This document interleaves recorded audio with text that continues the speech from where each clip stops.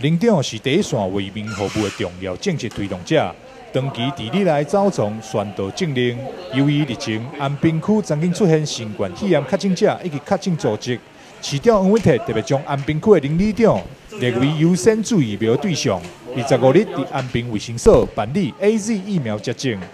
今天是我们安平区林长施打的第一天哈，那我们在早上分为3梯，那我们总共有300位，将近300位的林长，但是我们已经调查过，有意愿的将近有5%哈。那今天看起来现场还蛮踊跃的，还是有增加的人数来施打。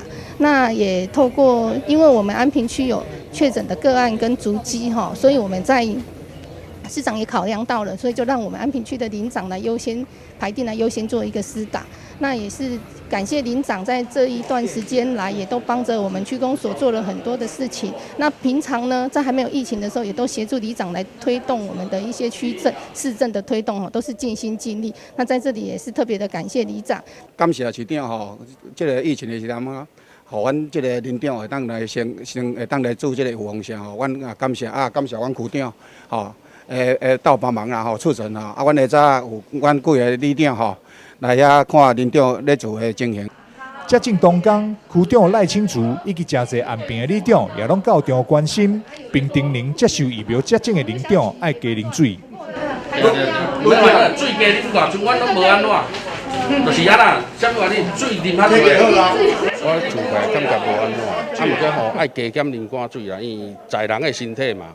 因为我的感觉是啉水啉愈多愈好，所以我啉的拢无感觉到讲有酸痛、甲发烧啦，甲物无啦，啥物拢无安尼。